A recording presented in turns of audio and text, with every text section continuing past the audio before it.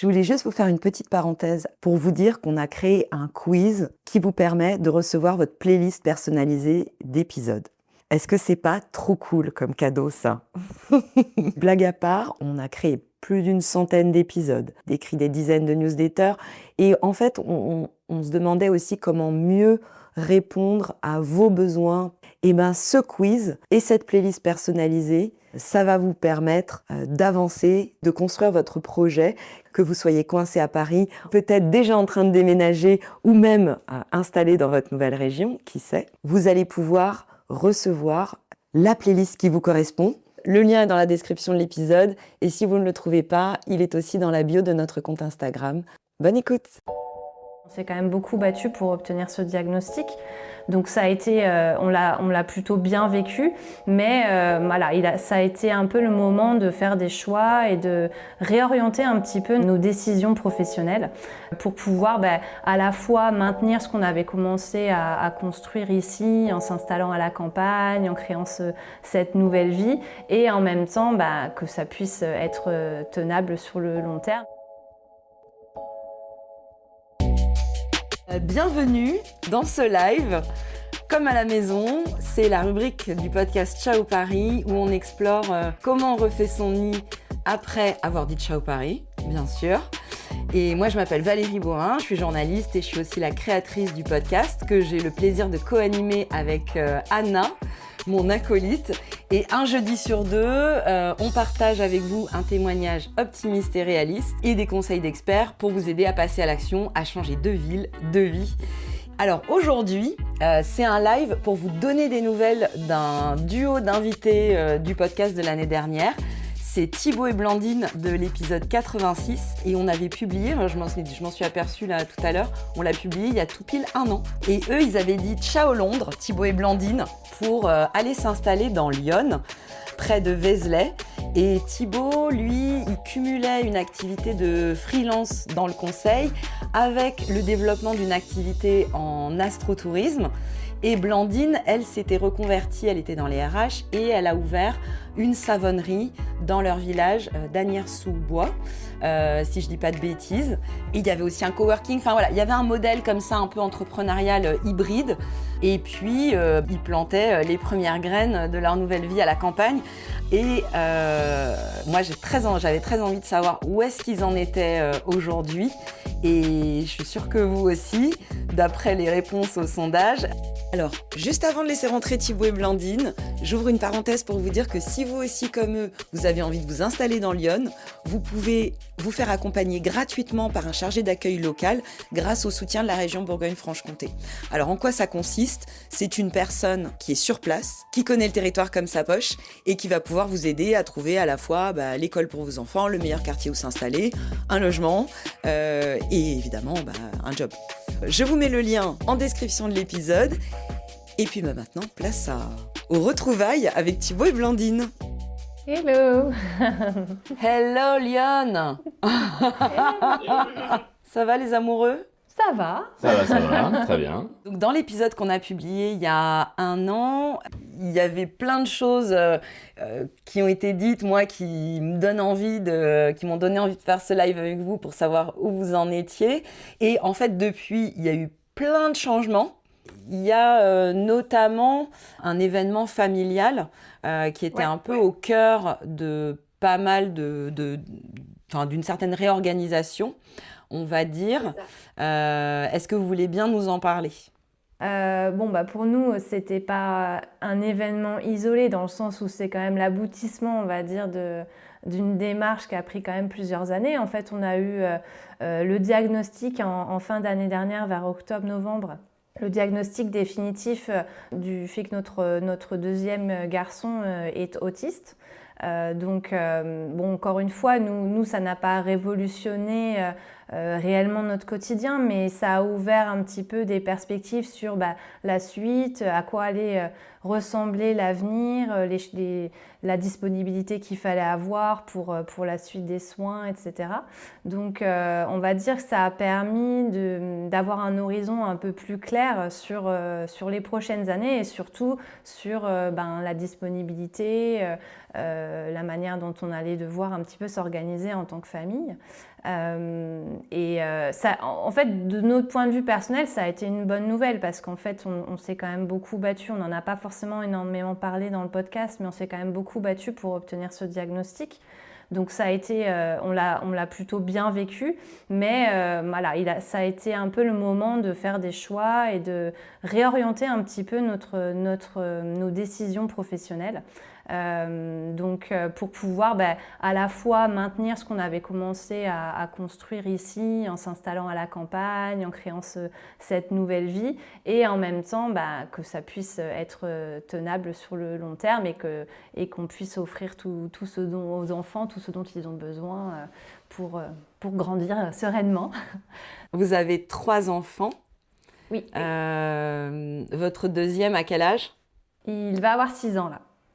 Dans quelques jours.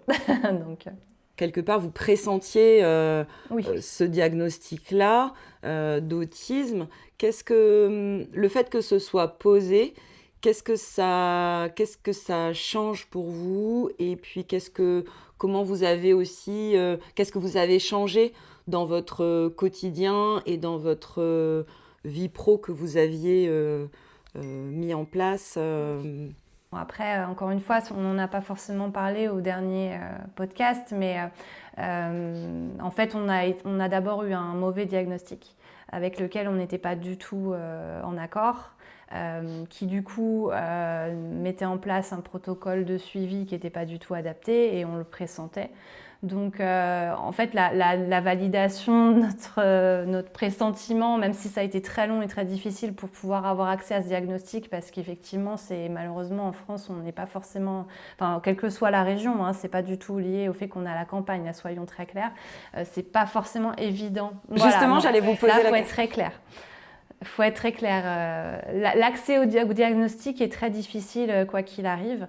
Et puis de toute façon, c'est un diagnostic qui n'est pas évident à poser non plus, faut être clair. Mais en tout cas, de ce point de vue-là, nous, ça a été vraiment un soulagement parce que, en tant que parents, on s'inquiète, on se demande est-ce qu'on se fait des films, est-ce qu'on n'est pas médecin, donc voilà.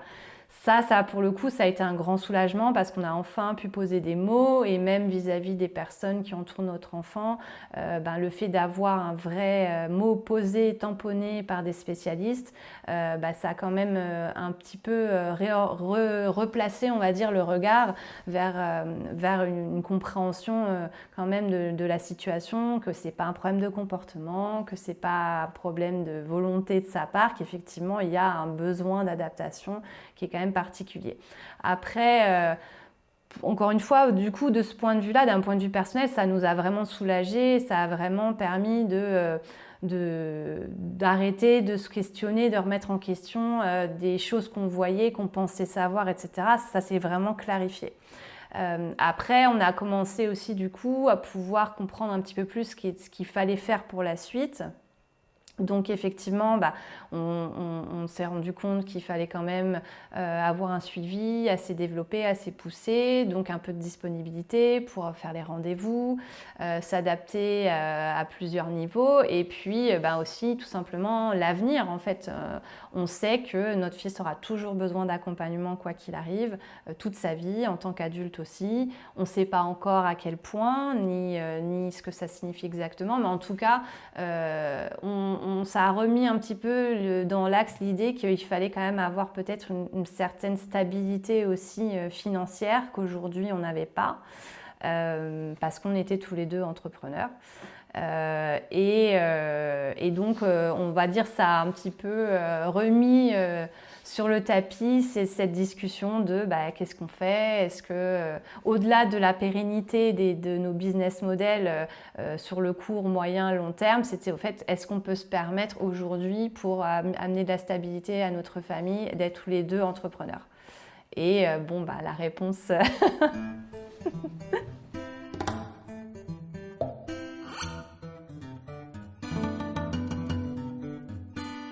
Avant qu'on rentre dans les changements, j'invite tout le monde à réécouter l'épisode 86 pour avoir plus de détails. Mais en résumé, est-ce que tu veux bien rappeler un peu vos reconversions et ce que vous aviez construit à ce moment-là, ce que vous envisagiez il y a 1 an?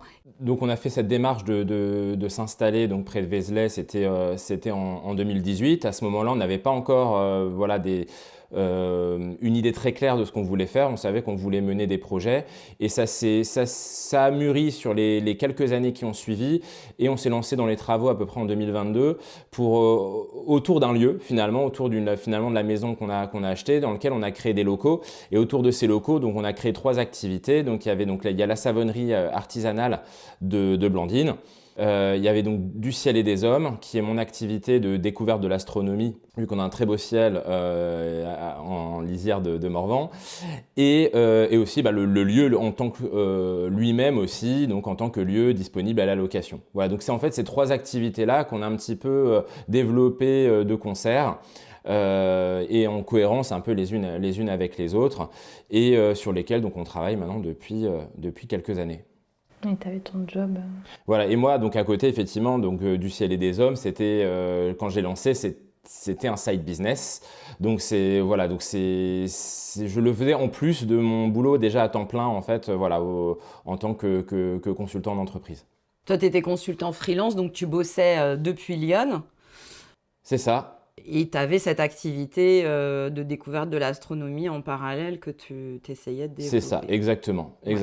Et à l'époque, dans l'épisode qu'on a enregistré ensemble, l'épisode 86, tu me confiais que c'était quand même principalement ton activité de consultant qui permettait de faire vivre la famille. À 90%, ouais. Tout à fait.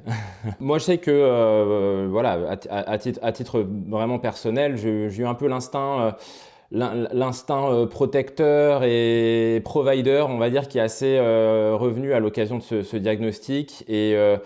Et c'est vrai que ça me rend beaucoup plus averse au risque, du fait de connaître la situation de notre fils. Donc là-dessus, moi j'ai un peu un réflexe de revenir quand même à des choix plus posés. Et avec cette idée aussi, en étant doublement entrepreneur, en ayant quand même pas mal de dettes, on en avait parlé aussi. Moi, s'il m'arrive quelque chose demain, en réalité, je peux laisser ma famille dans une situation qui est très compliquée. Et ça, pour moi, c'était clairement pas acceptable. Oui, parce que vous avez acheté le lieu et votre maison, et donc vous avez un gros emprunt. À rembourser, quoi. Exactement. Et donc à l'aune de ça, c'était évident que moi ça me taraudait quand même beaucoup. Il fallait refaire des choix et ça, ce qui a résonné en moi, c'est cette idée de faire une double activité, à la fois on va dire un boulot la journée et un autre le soir. C'était aussi extrêmement fatigant. J'y tirais pas non plus un plaisir autant que ce que j'avais imaginé, parce que quand on enchaîne une journée de 10 heures et qu'après derrière on repart en soirée en animation, il n'y a pas le même enthousiasme que quand c'est une activité dans laquelle on peut se déployer pleinement, j'ai envie de dire. Par rapport à cette activité d'astronomie, c'était quand même aussi une des raisons qui vous avait fait choisir ce coin de campagne dans Lyon. C'est que, vous avez eu le coup de cœur pour Vézelay, je me souviens, mais aussi, toi, tu voulais un ciel le plus noir possible, donc avec moins de pollution lumineuse possible, loin des grandes villes, pour pouvoir pratiquer l'astro. Et du coup, tu l'as mis dans ton business, mais où tu me disais, c'est ça que j'avais trouvé intéressant aussi, c'est que à la fois, tu essayais de le développer, mais en même temps, tu voulais pas mettre trop de pression dessus. Finalement, qu'est-ce que tu vas faire de cette activité d'astronomie? Est-ce que tu la conserves? Est-ce que tu la conserves pas? Ouais, alors en fait, l'activité business, vraiment, je l'arrête. Complètement. J'ai exploré toutes les options, et c'est vrai qu'il y avait toujours possibilité de la continuer, de recruter, etc. Donc c'était, ce serait devenu littéralement un projet de chef d'entreprise à l'état pur, vraiment déconnecté du contenu. Et c'était le seul moyen en fait de pouvoir la continuer et en prenant quand même encore davantage de risques. Donc j'ai préféré l'arrêter, j'ai préféré prendre la décision de l'arrêter proprement. Mais voilà, et je suis assez confortable avec cette décision parce que ça aurait été un regret si je devais arrêter l'astronomie. Ouais. Voilà, si on me crevait les yeux, si je devais me crever les yeux et ne plus pouvoir observer le ciel. Or, ce sera pas le cas. Et même, de toute façon, que ce soit mes proches ou voilà ou tous ceux qui sont intéressés et qui veulent un jour observer avec moi, bah ce sera aussi toujours possible, hein, le temps d'une soirée en tant qu'amis, voilà, on dit dans le jargon, on dit entre astropotes, voilà, on ira observer le ciel. Donc c'est pour ça que finalement voilà, il n'y a pas un regret non plus immense. Je suis persuadé que c'est la bonne décision. Ouais. Et tant que le ciel n'est pas tombé sur ma tête et qu'on peut toujours l'observer, finalement, voilà,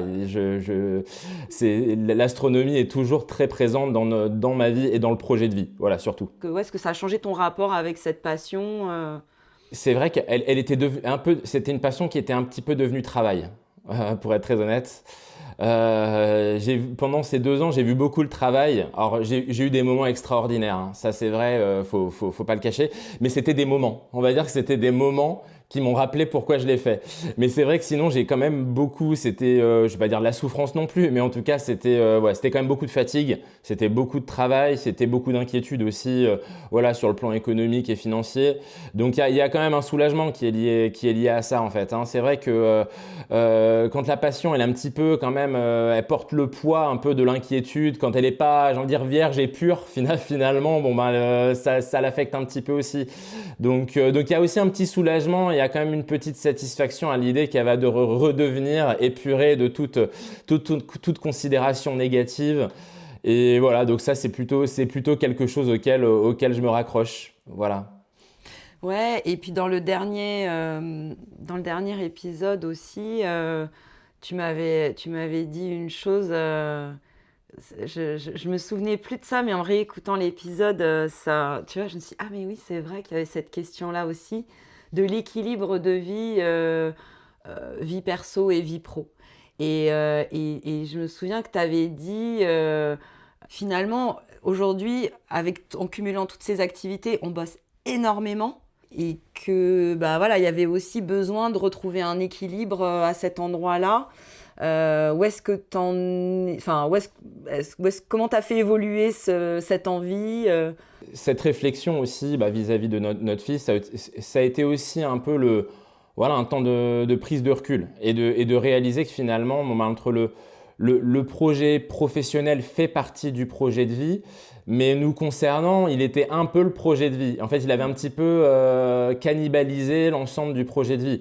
C'est vrai qu'on est venu en fait à la campagne pour plein de choses, hein, aussi pour justement ralentir, savoir profiter de la nature autour de nous avec nos enfants, enfin c'est un peu aussi à la recherche un peu d'un art de vivre, justement auquel on avait moins accès en vivant à 100 à l'heure à Londres.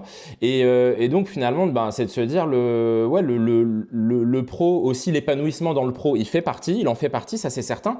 Mais par contre, là, on avait perdu un peu de vue le reste quand même. Alors, ce qui était bien, c'est qu'on était on est proche de nos enfants, hein, on est présent sur le lieu, mais en termes de disponibilité mentale, finalement, les week-ends, on a toujours un peu la tête au travail, aux finances, au compte en banque, et donc finalement, on se dit c'est pas ce qu'on est venu chercher, quoi. C'est pas ce qu'on est venu chercher. Il faut quand même le réajuster. Ouais. Et c'est vrai que c'est pour ça, moi, il y a beaucoup de personnes qui me disent non mais t'es pas trop triste d'abandonner du ciel et des hommes. En fait, je dis pas du tout, parce que déjà j'ai beaucoup ruminé avant, et puis en réalité c'est vraiment le bon choix. Je suis persuadé que c'est le bon choix, et en réalité je l'ai vécu pendant 3 ans. J'ai fait des centaines de séances de planétarium, j'ai fait des dizaines de soirées d'animation.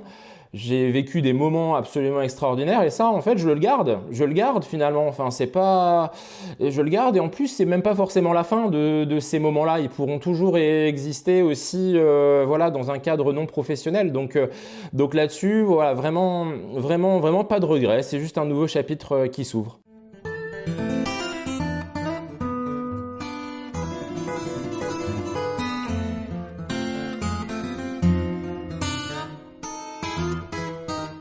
Ouais, parfois il y a des fins aussi qui soulagent, quoi. Ouais, c'est ça. Et moi, vraiment, ça m'a fait cette histoire on était là physiquement, mais on était présent physiquement à la maison, mais au final, on n'était pas disponible parce qu'en fait, le projet pro, il absorbait tout. Et je pense que c'est vraiment une illusion d'imaginer que en déménageant, on va au vert ou pas au vert, hein, mais d'autant plus à la campagne, d'imaginer que en fait, cette slow life, elle va arriver comme ça. En fait, quand on part, on embarque avec nous nos automatismes. C'est une vraie question pour moi aussi. Tu vois, j'ai déménagé en aspirant à... Alors, plus de vert, ça, j'en ai. Je jardine, je vais dans la forêt. Pour autant, je bosse énormément et finalement, ce rapport au travail-là et ce besoin de remplir de plein de choses à faire, il est toujours là et je suis toujours en train de bosser dessus et je pense que c'est un vrai... Il faut vraiment y aller en conscience, quoi. Le lieu ne fait pas tout. Ça aide, mais... Non, et puis après, en fait, c'était compatible, mais jusqu'à un certain point. Et en fait, là, aujourd'hui, on a fait le constat qu'en fait, non, en fait, là, pour nous, aujourd'hui, à ce stade, et considérant la situation de notre deuxième, en fait, c'est pas compatible. Donc après, ça veut pas dire qu'on sacrifie. Mais toi, Blandine, tu as fait des changements aussi, hein. La savonnerie, à l'époque, il y avait donc l'atelier de savonnerie où tu fabriquais tes produits. Et il y avait aussi une partie salon de thé qui était ouverte toute la semaine. Oui, quasiment. Enfin, c'était 4 jours par semaine. 4 jours, ouais. Oui, après, j'ai changé de modèle. Alors, ça n'a pas été évident non plus. Mais il y a eu du positif, beaucoup de positif. En fait, déjà, j'ai recruté quelqu'un pour m'aider sur la partie salon de thé parce que, le diagnostic venant, je sentais bien qu'en plus, avec l'été, etc., c'était évident qu'il allait falloir que je change quelque chose. Donc, j'ai recruté quelqu'un. Oui, parce que l'été, comme vous êtes à côté de Vézelay, qui est une ville très touristique, il y a du monde, notamment du tourisme religieux, mais pas que. Du coup, ça vous amène du monde au salon de thé l'été. Il y a du monde et il y a un autre point, c'est que mon fils n'était plus à la crèche, il était à l'école. Donc, mais l'école est fermée l'été, forcément. Et même sans diagnostic, en fait, le centre aéré, c'était pas envisageable. Donc, forcément, quasiment H24 avec moi. Donc, il y a des choses que je peux faire, bien sûr, il n'y a pas de souci. Mais par contre, tenir un salon de thé, c'était pas possible. Donc il fallait faire un choix. J'ai décidé de recruter et ça a été une très très bonne décision. Marion nous aide énormément. Mais voilà, l'idée à la base, c'était qu'elle tienne effectivement le salon de thé et la boutique donc principalement et qu'elle m'aide en à côté sur d'autres petits points. Et le constat, c'est que même si on a fait une très bonne saison, ça reste insuffisant par rapport à la rentabilité du modèle. Donc il a fallu faire des choix, amener plus de focus, un petit peu dans le même esprit de démarche que ce qu'a fait Thibaut finalement, c'est de se dire voilà c'est quoi le plus important, sur quoi on se focalise en premier, et donc on a décidé de réduire les journées d'ouverture, créer plutôt des rendez-vous, un week-end par mois vraiment ouvert tout le week-end, et puis le reste du temps un accès à la boutique par rendez-vous. Donc c'est un peu un test parce qu'on a commencé en janvier, on est encore un petit peu en observation, mais pour l'instant ce qu'on peut constater c'est que ça fonctionne plutôt bien et surtout ça nous permet en fait de nous consacrer davantage à la communication en ce qui concerne Marion et puis de mon côté aussi à travailler avec les entreprises, les boutiques, etc., de revendeurs. Les mariages, donc tous ces projets en fait qui sont des canaux de vente à part entière qui amènent un peu plus de stabilité mais qui ne sont pas compatibles avec le fait d'être interrompus avec la clientèle tous les jours en fait. Donc c'est un peu un changement mais en même temps on a quand même gardé ce côté ouverture sur des temps limités.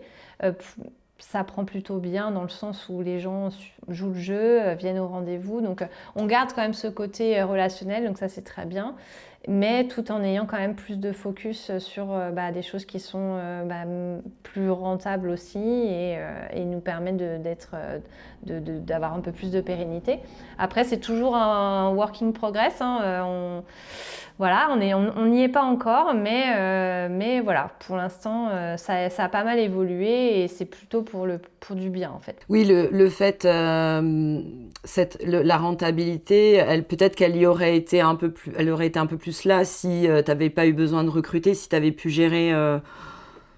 Oui, mais j'aurais pas pu humainement le faire. Donc en fait, parce que même en étant seule, en fait, de toute façon, il y avait un problème naturel au-delà même de la situation familiale. Il y avait le problème naturel de la production. Enfin, moi, je suis limitée physiquement. Je peux pas accueillir des gens en produisant. Je suis un mode de production et un type d'artisanat qui permet pas de m'arrêter, de sortir, de venir, etc. Donc en fait, déjà, naturellement, j'étais limitée à cause de ça.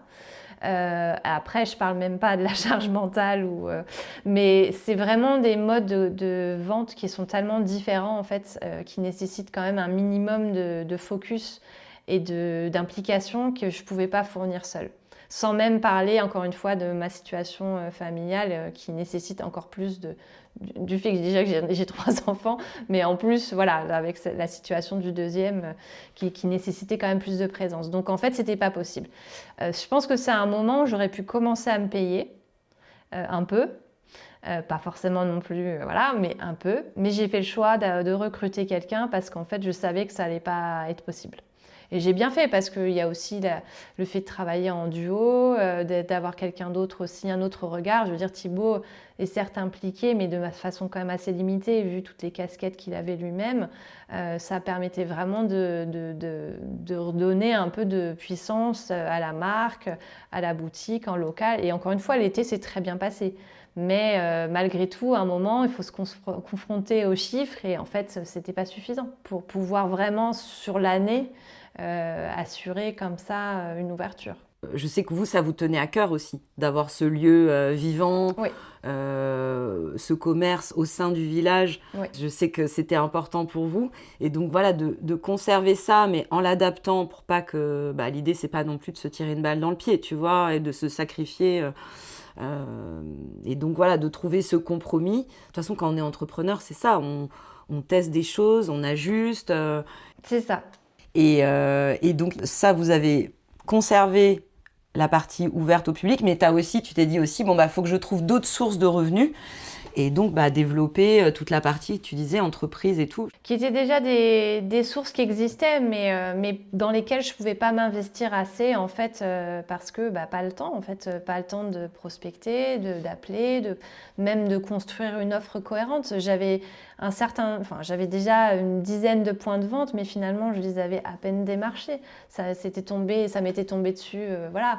Mais d'un point de vue purement professionnel, entrepreneur, c'était pas du tout en place en fait. Et ça là, quand même, j'ai pu prendre du temps pour construire tout ça, pour contacter des gens. Alors, encore une fois, c'était encore en progression, mais il y a clairement une différence. En tout cas, s'il y a des gens qui écoutent le podcast et qui veulent vendre tes produits, c'est open, quoi. Donc, contactez-moi. Mais oui. Mais bien sûr. En tout cas, je répondrai là, du coup. De toute façon, je mettrai le lien du compte de la savonnerie du Lavoir dans la description. Et puis, on verra. On ne sait pas. Il y a eu des rencontres assez magiques grâce aux épisodes de Ciao Paris. Donc, il y en a qui ont rencontré l'amour, il y en a qui ont trouvé du boulot. Donc, on ne sait pas. Wow. Tout est possible. Tout est possible.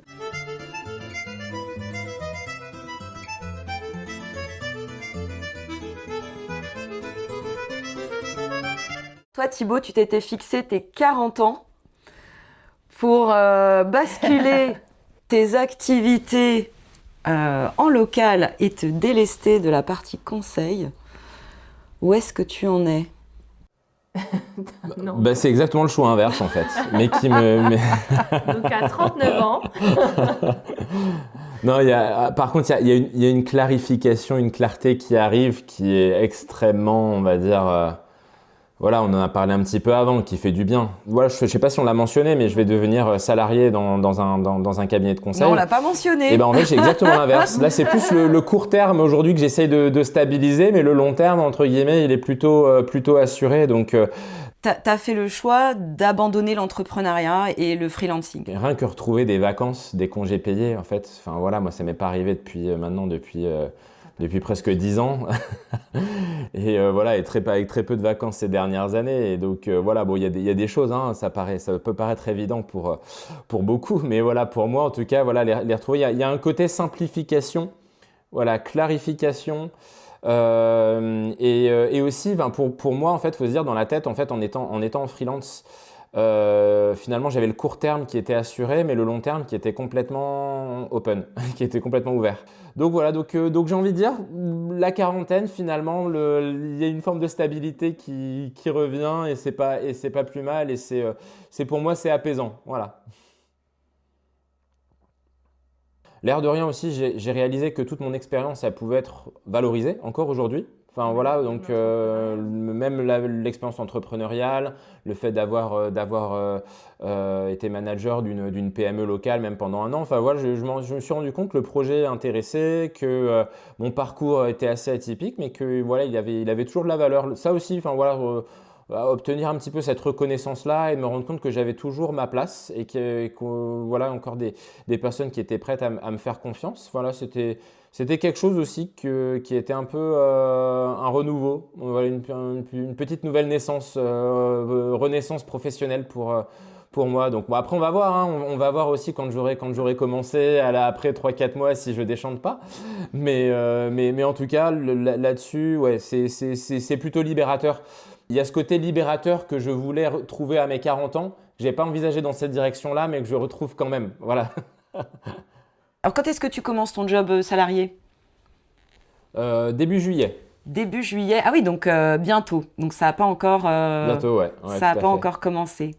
Est-ce que vous avez l'impression que déjà, les changements que vous avez mis en place, ça vous permet de retrouver une forme d'équilibre? Est-ce que ça vous a libéré du temps? Est-ce que vous voyez déjà un peu les bénéfices de ces différents changements ou pas encore? Alors, je dirais pas concrètement qu'on a plus de temps, etc. Parce que du coup, ça fait quand même un gros bouleversement familial, hein. Thibaut donc sera à Paris une partie de la semaine. Donc, tu disais 3 jours par semaine, c'est ça? Ouais, à peu près en moyenne à peu près, ouais. C'est dur de savoir parce que forcément, après, ça dépendra des projets, des clients, etc. Mais c'est l'idée. Donc il y a quand même, ça va quand même être un gros changement en termes d'organisation vraiment pure familiale. Mais c'est sûr qu'il y a quand même une perspective de sérénité qui est quand même plus certaine que ce qu'on avait jusque-là, enfin, depuis des années en fait, hein. Donc, de sérénité financière, mais toi Blandine, finalement, tu vas te retrouver avec le taf plus le quotidien à gérer toute seule 3 jours par semaine. Pardon Thibaut, hein, mais je veux pas mettre la petite... Non, mais du coup, comment tu l'envisages ça? Franchement, sereinement, parce que... je veux pas dire, mais on travaillait quand même déjà énormément tous les deux, donc je peux pas dire non plus que toute la semaine, c'était toujours des instants de qualité tous les 5. Voilà, il y a quand même beaucoup de moments où on se croisait, où lui, gardait les petits pendant que moi je faisais quelque chose, ou inversement. Donc en fait, d'un point de vue famille pure, ça va changer des choses forcément, mais on va se retrouver le week-end, il sera beaucoup plus disponible que ce qu'il était jusque-là. Donc déjà, ça c'est quand même autre chose. Et même d'un point de vue mental, voilà, là il est en train de clôturer des choses, etc. Mais je vois bien qu'il est plus disponible aussi pour me donner des coups de main sur le côté stratégique de la savonnerie. Là où avant, il pouvait pas non plus se diviser en 50. Donc c'est un petit peu, c'était compliqué pour lui d'avoir une vraie valeur ajoutée sur certaines décisions, certaines réflexions pour la savonnerie. Et après, honnêtement, oui, je vais pas faire croire que ça va être hyper facile, etc. Mais les enfants grandissent quand même. On a un petit peu lâché la bombe avec la question du diagnostic, etc. Mais ça s'améliore. Il y a quand même beaucoup de choses qui s'améliorent pour lui. Il a commencé à avoir déjà des aides à l'école, etc. On voit beaucoup de génial, choses qui s'améliorent.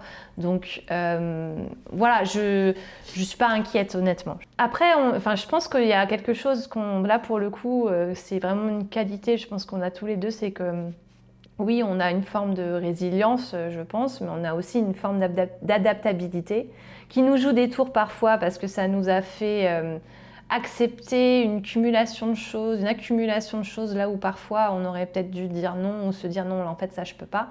Mais on est quand même assez adaptable et là pour le coup c'est une forme d'adaptabilité qui nous rend service en fait. Donc je suis pas du tout inquiète en fait.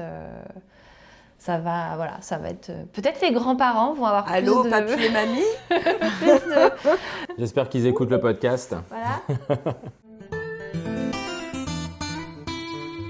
Ça va rouler. Oui, c'est une histoire de... Faut roder la nouvelle orga, quoi. Faut roder la nouvelle organisation du quotidien, autant pour la famille que pour toi, Thibaut, parce que toi aussi, tu vas être dans une nouvelle routine. Tu vas faire partie de ce qu'on appelle les célibataires géographiques. Tu sais, c'est des gens qui vont bosser dans un autre endroit. Et toi, donc du coup, t'es à combien de temps de Paris, de Vézelay ? 3 heures. Ouais, c'est ça, à peu près 2h30, 3 heures, ouais, à peu près. En train ? Ouais, en train et en voiture, c'est à peu près la même chose. C'est à peu près la même chose. L'avantage, c'est qu'on a de la famille dans la région parisienne, donc là où il pourra rester le soir d'ailleurs. Et au final, il suffit qu'au pire qu'il y aille en voiture jusque là-bas et qu'il prenne les transports après pour accéder à Paris même. Donc ça, c'est pas tellement une inquiétude. Mais c'est sûr que c'est pas faisable tous les jours.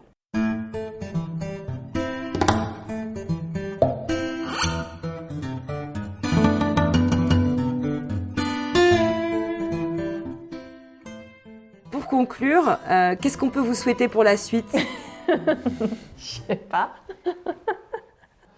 La sérénité ? Ouais, c'est ça exactement, de ne pas perdre la sérénité et la confiance dans les choix qu'on fait, voilà, dans le projet de vie, de ne pas se laisser déborder, garder cette conscience de pourquoi on est là, de pas se perdre en route. Voilà, je pense que ça c'est toujours un peu un enjeu pour nous qui est assez important. Mais là, ça va forcément s'améliorer. Ouais, parce que finalement, ces changements-là que vous avez mis en place et ce besoin de, quelque part, de stabilité financière, ça n'a pas remis en question le fait d'être venu vivre dans Lyon ? Non, absolument pas. Non, jamais. Après, il faut dire ce qui est. On a quand même la chance de ne pas être trop loin de Paris quand même. Donc déjà, ça, c'est quand même un élément. Si on était installé, je ne sais pas moi... à 10 heures de Paris, peut-être que l'équation aurait été un petit peu différente sur ce type de choix de boulot pour Thibaut. Et qu'est-ce qui fait que vous trouvez votre équilibre dans Lyon avec cette nouvelle donne ? Pour moi, il y a la question de la distance, encore une fois. C'est gérable, en fait. C'est pas gérable tous les jours de faire le trajet, mais c'est gérable de le faire quand même toutes les semaines. On est très bien en fait dans notre maison, on est très bien dans notre on s'y attache, on s'y attache au territoire aussi. On s'est fait des amis localement. C'est un beau territoire en fait qui mérite en fait d'être mis en avant. À aucun moment on s'est senti mal accueillis, pas à notre place.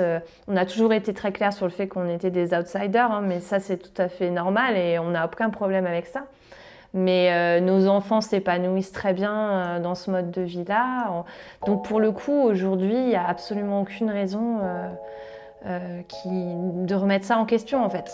Donc voilà, peut-être un jour ce sera différent. Aujourd'hui, c'est pas du tout le cas. Donc on reste. Bon alors la dernière question rituelle. Moi je dis ciao Paris et vous dites quoi ? Toi tu dis quoi ? Moi, j'ai déjà répondu la dernière fois, donc c'est toi cette fois-ci. Tu dis coucou Paris. moi, je dis welcome back. Hola Paris. Longue vie la Bourgogne.